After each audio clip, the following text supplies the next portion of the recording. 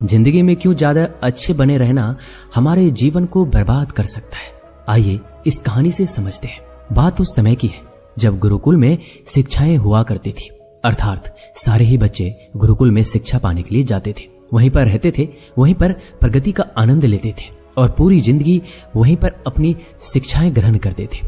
ऐसे ही एक गांव से मोहन नाम का युवक गुरुकुल में पढ़ाई करने के लिए जाता है। उसके माता पिता बचपन से ही उसे गुरुकुल में पढ़ाई के लिए भेज देते हैं। गुरुकुल जाने के बाद वह अपने सहपाठियों के साथ बहुत सालों तक बहुत अच्छी शिक्षाएं ग्रहण करता है। उसे वहां पर जीवन के सिद्धांत सिखाए जाते हैं। उनमें से एक सिद्धांत ये सिखाया जाता है कि हमेशा भलाई का काम करो, अच्छा काम करो, सबकी मदद करो। यही ज्ञान मोहन के दिमाग में बहुत अच्छे से बैठ गया था। इसलिए जब वह वापस गुरुकुल से शिक्षा ग्रहण करके आया तब वह अपने गांव में सबकी मदद करता था, हर किसी का काम कर देता था।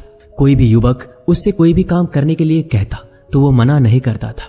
लेकिन जैसे जैसे समय बीतता गया, एक दिन उसने अपने कानों से छुपकर सुना कि गांव के कुछ युवक उसका मजाक बना रहे हैं और सब कह रहे हैं कि वो तो बस फायदा उठाने के लिए है, उसके तो मजे लो, उससे तो अपने काम निकलवाओ। वो किसी के काम को मना नहीं करता है, वह दूसरों के काम करने के लिए वो खुद के काम भी छोड़ देता है। बताओ कितना मूर्ख है। ये सारी बातें सुनने के बाद मोहन के कान में खून उतर आया। वह निस्वार्थ रूप से सबकी मदद करता था, सच्चे दिल से करता था, लेकिन बदले में उसे क्या मिला यह सुनकर उसका दिल सहम गया। उसने मन ही मन में निश्चय किया कि आज के बाद वह किसी की भी मदद नहीं करेगा। और अब मोहन गांव का ऐसा युवक बन गया था जो किसी की भी मदद नहीं करता था, चाहे कितनी भी मुश्किल, कितनी भी परेशानी में क्यों ना हो, वह किसी की मदद नहीं करता था। मोहन को अब किसी भी बात से फर्क नहीं पड़ता था। उसके इस व्यवहार को देखकर गांव वाले आश्चर्य में रहते थे। कल तक जो लड़का दया का सागर था, इतना दयालु था, कुछ ही समय में इतना निर्दयी कैसे हो गया। यह सब देखकर मोहन के माता पिता को भी उसकी बहुत चिंता होने लगी। उन्होंने अपने बेटे से पूछा, ऐसी क्या बात हो गई कि तुम इतने बदल गए हो? फिर मोहन ने कहा, हाँ, इस जमाने में किसी की भलाई करके कुछ हासिल नहीं होता। यह बात मैं महसूस कर चुका हूँ।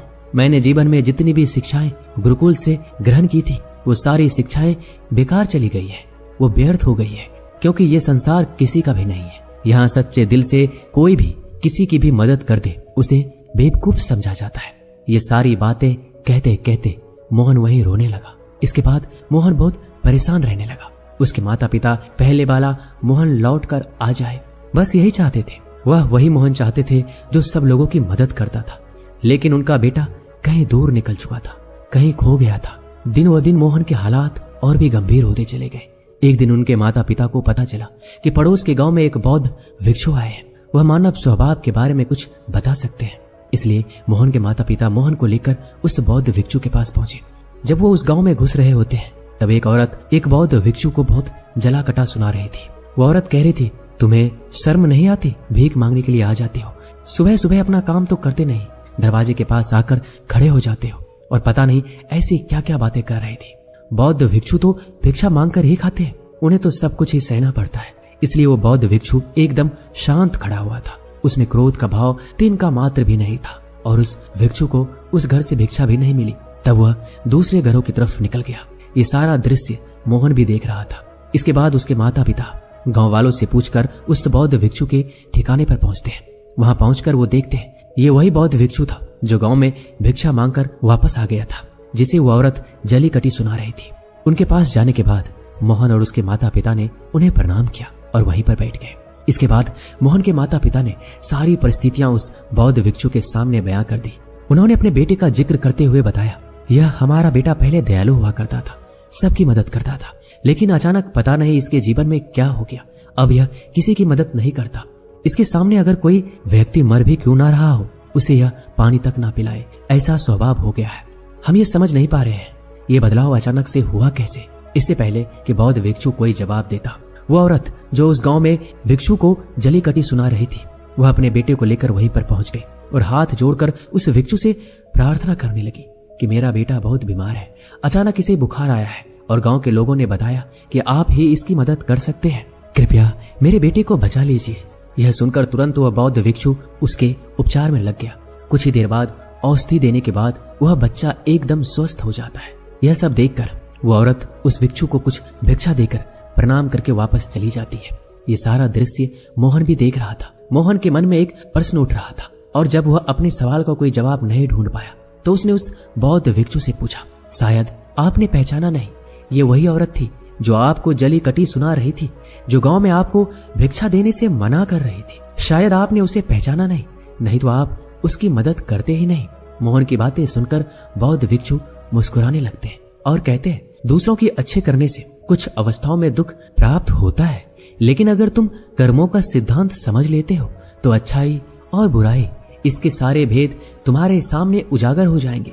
मैं भली भांति जानता था कि ये वही औरत है। मैंने बिना किसी ईर्ष्या का भाव रखते हुए वही किया जो मेरा कर्तव्य था। जीवन में जब आप किसी की भलाई, किसी की अच्छाई बिना किसी लालच के करते हो, तो जीवन में आप किसी की भलाई, किसी की अच्छाई बिना किसी लालच के करते हो, बिना किसी बदले के करते हो, वही अच्छाई होती है। लेकिन अक्सर हम लोग जब किसी की मदद करते हैं तो हमारे मन में यही भावना बन जाती है कि बदले में वो इंसान भी हमारी मदद करे। लेकिन जरूरत पड़ने पर जब वह व्यक्ति हमारी सहायता नहीं करता तो हमें दुख पहुंचता है। इसलिए किसी भी इंसान के साथ बिना कुछ पाने के भाव से उसकी मदद करो और उतना ही भलाई करो जितना कि तुम्हारा सामर्थ्य हो, यानी आपके आर्थिक और शारीरिक क्षमता के हिसाब से किसी की मदद करो, ताकि कल को अगर वो इंसान आपके साथ बुरा व्यवहार भी करे तो तुम्हें कोई भी उसका खेद ना हो, उसका पश्चाताप ना हो कि मैंने तो इसके लिए इतना कुछ किया था और ये अब मेरे साथ ऐसा व्यवहार कर रहा है। इसलिए किसी का इतना ही भला करो जिससे तुम आहत ना हो। दूसरी बात, किसी दूसरे परिवार के झगड़े के बीच कभी मत पड़ना। अगर कोई पति पत्नी आपस में लड़ रहे हैं और वो पति अपने पत्नी को पीट रहा है तो तुम उसे बचाने के लिए पहुंच जाते हो कि भाई तुम औरत को क्यों पीट रहे हो। तो ऐसा करना तुमको संकट में डाल सकता है, क्योंकि वही जिसकी तुम मदद करने के लिए गए हो वो ये भी कह सकती है, ये हमारी आपस की बात है, तुम्हें इससे क्या लेना देना, और इसका तुम्हारे पास कोई भी जवाब नहीं होगा। इसलिए दूसरों के झगड़ों में कभी टांग मत अड़ाना। अगर ऐसी स्थिति पैदा हो जाए कि कोई तुमसे मदद मांगे तो सबसे पहले दरोगा तक खबर पहुंचा दो, सरकार इसका फैसला करेगी।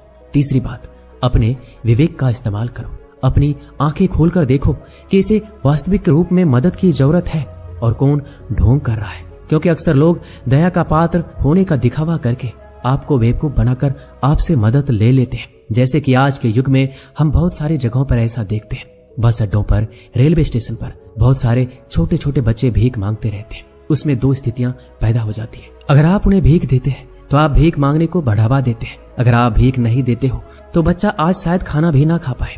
इसलिए आपको ऐसी स्थितियों में अपने विवेक का इस्तेमाल करना चाहिए। आप उन्हें पैसे देने के बजाय उन्हें खाना खिला सकते हैं या कुछ किताबें दिला सकते हो। इसलिए सही तरीके से मदद करने के लिए विवेक का होना भी बहुत जरूरी है, वरना आपके धन का दुरुपयोग हो सकता है। और एक बात जो आपको हमेशा समझनी चाहिए, अगर आप किसी का भलाई करना चाहते हो तो पहले खुद का भला करो, क्योंकि अगर तुम अपने आप की भलाई नहीं कर सके, अपने आप को अच्छे से नहीं रख सके, तो जमाने के लोगों को कैसे अच्छा रखोगे। इसलिए कहीं आपने अपने मन में ये भ्रम तो नहीं बना रखा है कि मैं तो अच्छा इंसान हूं, मैं दूसरों की मदद करता हूं, और वह तुम्हारा अहंकार का रूप है। इसलिए जीवन कभी भी परफेक्ट या पूर्ण नहीं हो सकता। हम हमेशा अपने जीवन में परफेक्शन पाने की कोशिश में रहते हैं। इसलिए दूसरों को बदलने की